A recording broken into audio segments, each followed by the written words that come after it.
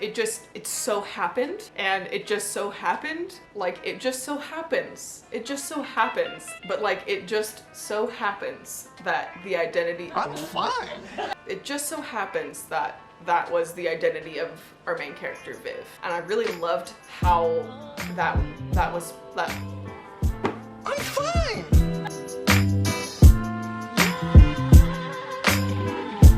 This is like the first video I've filmed in weeks besides announcement videos, and I'm feeling weird, out of practice. This is a video I wanted to make in June. I had everything planned. I read all of these books in June, mostly, and then I disappeared off the face of the earth, kinda, because my non-YouTube life is pretty chaotic right now, and so I just blinked and like weeks went by. So I apologize for that, first of all. But second of all, it's almost a month past when I wanted this to go live, and obviously we read queer books all year long, so we're just gonna make it now. It's happening now. This is a concept, like this video, reading all of these books in different genres, I have seen with Cindy do a handful of times, and I love it. I love that we get to like unpack whatever it is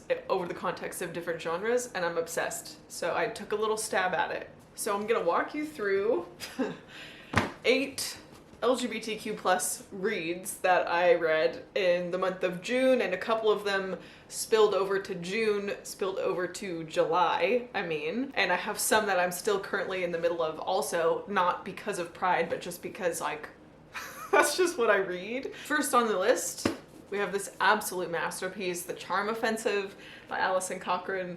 This is a adult male-male rom-com, which has one of my favorite rom-com tropes, which is the reality TV setting trope, I guess.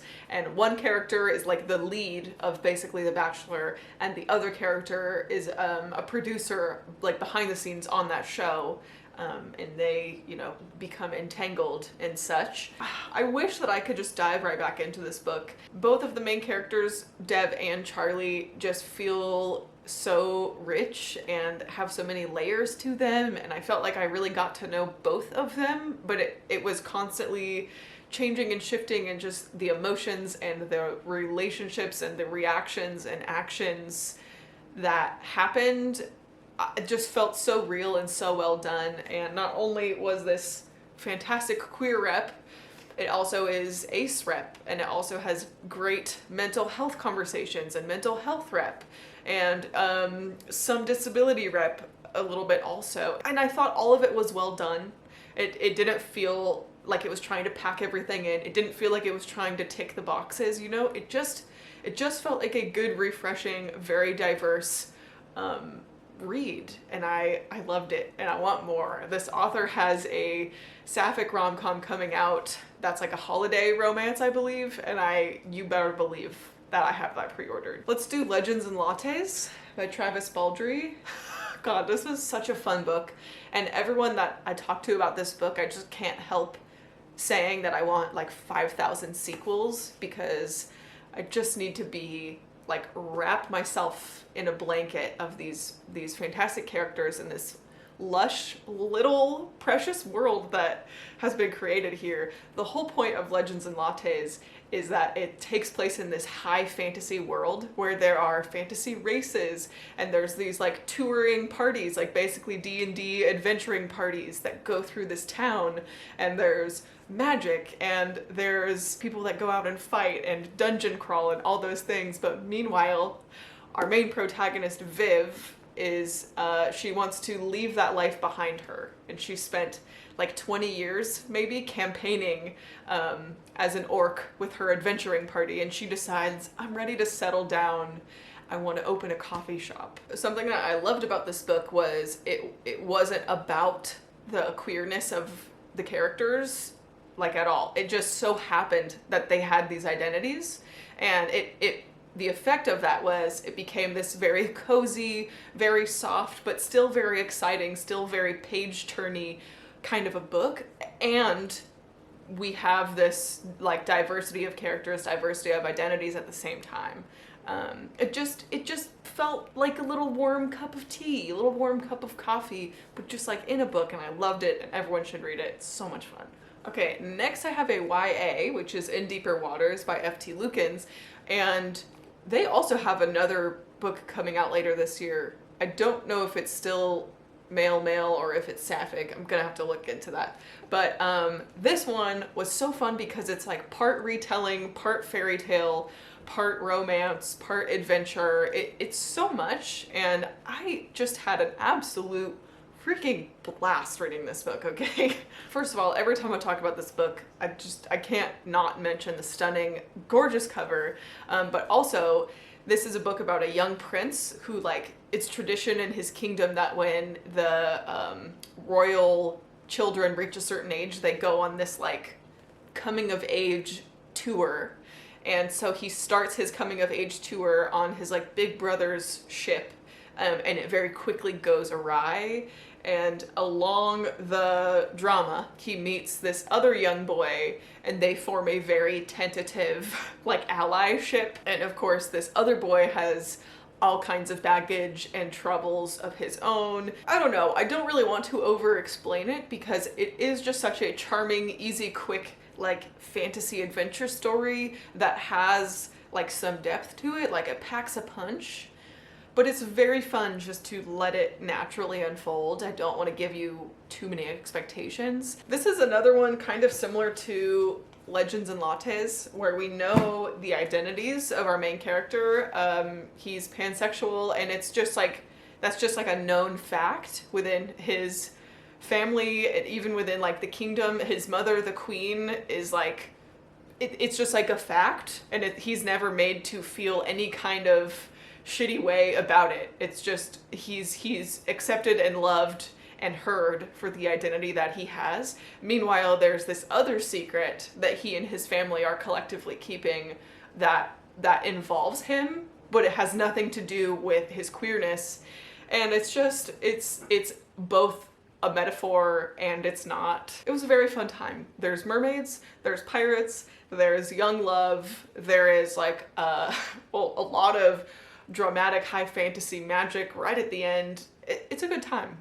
It's a good time. This one is When Women Were Dragons by Kelly Barnhill. This was a book club pick of mine, and we just had the discussion with Annie from Annie's Book Nook, and we both agreed that while it has this unavoidable fantasy element, like loud and proud dragons everywhere in your face, it truly does feel just like good old historical fiction. This one is also sapphic, and also there is this element of our main character's queerness being kind of a sticky spot in her adolescence and growing up, and her understanding what these feelings are and what will people in her life think of these feelings and how does she tell anyone. And meanwhile, she also has like so much other shit going on that it often becomes like a backseat thing. She's like, I'll just think about it later. And eventually it just becomes something that she's like, you know what, I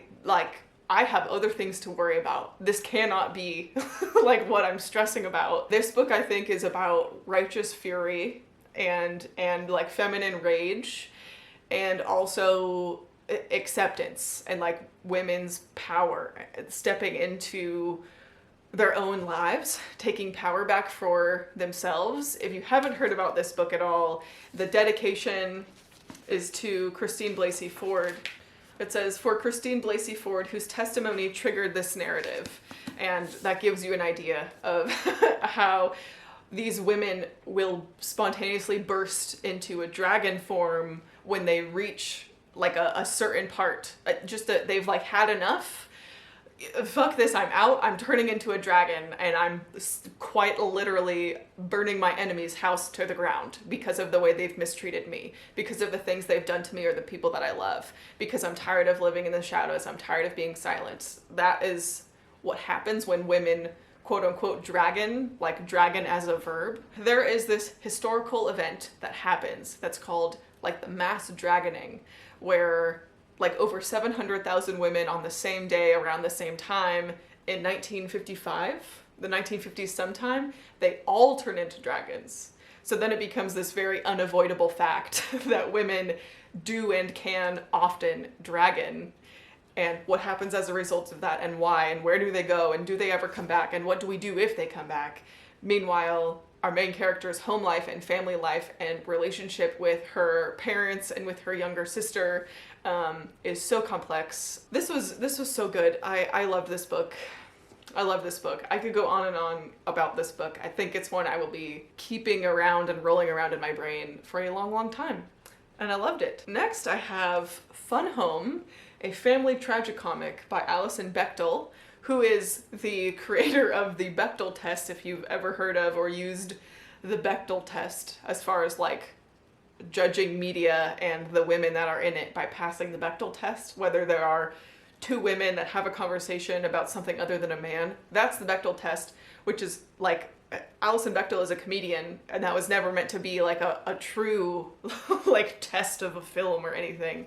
But this is actually her coming of age memoir, graphic memoir, about coming to terms with her own queerness as a lesbian, and also reflecting on her family life growing up and her father's life, and very complicated feelings about her and her father and their relationship together. There's a blurb on the back about it being a very generous memoir, and I think like that's such an interesting way to describe a memoir, but it just makes so much sense in this case. The reflection of the sun is bouncing off my car, and that is bouncing onto my face. So we're just gonna do a little scooch.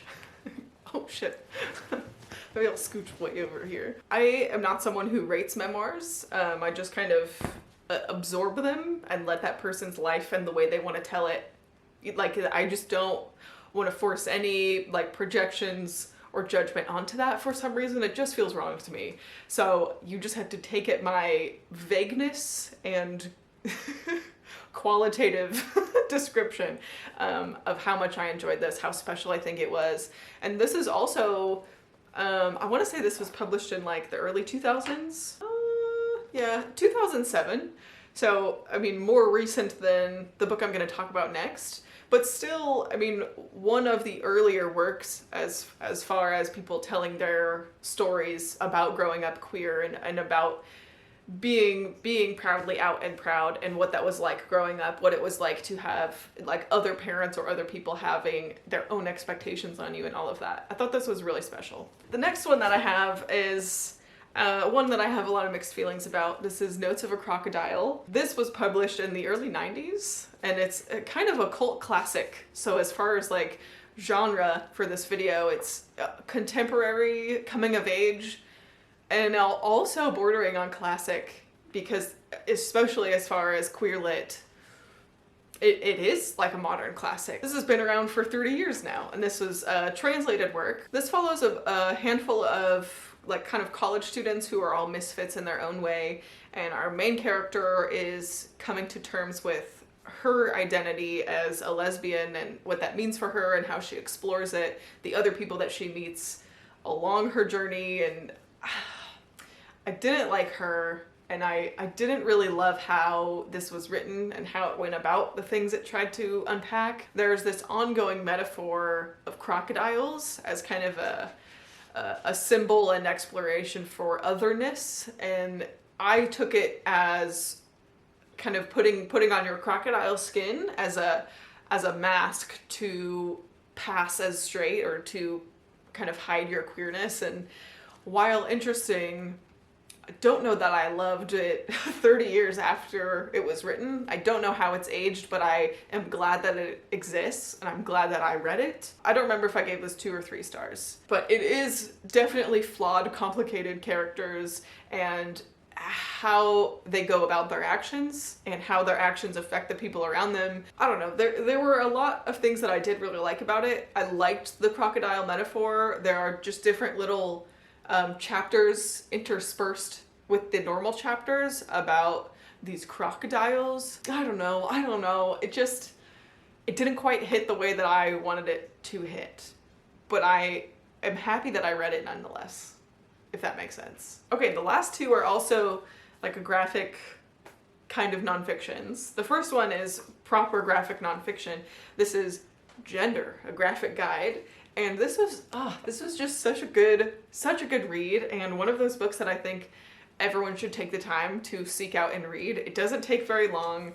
It's just black and white graphics with a good amount of text, like a good amount of text on the page also, but each little section explores different parts of gender identity and how it can be expressed. There's a whole section of this book that talks about masculinity and patriarchy and different masculinities and the concept of toxic masculinity and then femininity and then all of these other expressions that exist out there too. And a lot of time and page time and discourse in this book goes into intersectionality and feminism, and I just think this was such a good like gender 101 kind of a read, and I'm so happy that I read it. I want to read it like 20 more times to just keep soaking everything in, because it was just so clear and straightforward, but so like packed with juicy nuggets and knowledge and wisdom, and I loved it. There's a couple more books in this graphic nonfiction collection, I guess. There's one called Queer, a graphic history, and one called Feminism, a graphic guide, and I want to acquire both of those because this was a joy and a delight and just like fantastic. Okay, lastly, on a very strange note, I have Embodied, an intersectional feminist comic poetry anthology. And this I picked up while I was visiting Christina Monique in LA the first week of June, and it just like jumped out at me and caught my eye, and I immediately purchased it. Beautifully illustrated and bracingly written, Embodied is a memorable collaboration between cis, female, trans, and non-binary poets and comics artists, showcasing the power of both forms in a stunningly unique keepsake volume that will be treasured for ages. So each poem is like a chapter of the anthology, and you have the poem in prose, and then you have the whole illustrated poem with whatever artist got paired up for that poem. So it's a different artist and a different poet, like each collaboratively, and you get to see side by side of how the artist like interprets and illustrates the poem versus how the poem was written itself. And there's so many different identities expressed in here, and the art is so fresh and gorgeous and stunning. This was just a joy. I think I read this in like less than an hour, maybe 30 minutes. To recap, I'm still scooching away from this bright light here. It's fine. Young adult fantasy with pansexual rep. Adult, like cozy high fantasy with sapphic romance. We have adult rom-com with ace rep, disability rep, mental health fantastic rep, and also male-male romance. We have Notes of a Crocodile with a lot of different identities explored, primarily our main character who is exploring her lesbian like epiphany, awakening. We have Alison Bechdel's memoir, Fun Home, which is also her coming to terms with her queerness growing up in her family and also reflecting on her father's life. We have a graphic poetry anthology collection put together by a whole bunch of different like diverse identities collaboratively. Just chef's kiss. We have graphic nonfiction exploring gender expression, all of these different things. And we have adult historical with also fantasy, but mostly historical, and this is also sapphic. Okay, that is it for my little pile of queer reads. At least for like this video. Don't worry, they're not going anywhere. I think my favorites from this stack, the ones that I rated 5 stars, are still probably my favorites. That would be The Charm Offensive and Legends and Lattes. But gosh, I also loved When Women Were Dragons, and all of these, like In Deeper Waters, so much fun. Gender graphic guide, amazing. The memoir, the poetry. The only one that is like not a favorite is Notes of a Crocodile. Out of this whole stack that I read. And I think that says something, you know? Thank you so much for watching this silly little video, allowing me to get the wiggles out as I come back to posting on YouTube consistently again that's what we're manifesting. If you've read any of these and have thoughts, I would love to know. If you have read other books in other genres, I would also love to know. Tell me all the things. If you would like to follow me elsewhere, my Instagram is @Noelle7pages. You can hang out as often as you'd like. I'm there all the time, even when I'm very quiet on YouTube. You can find me on Instagram. Thank you so much for watching. I hope you are well, and I will see you very soon. Love you, bye!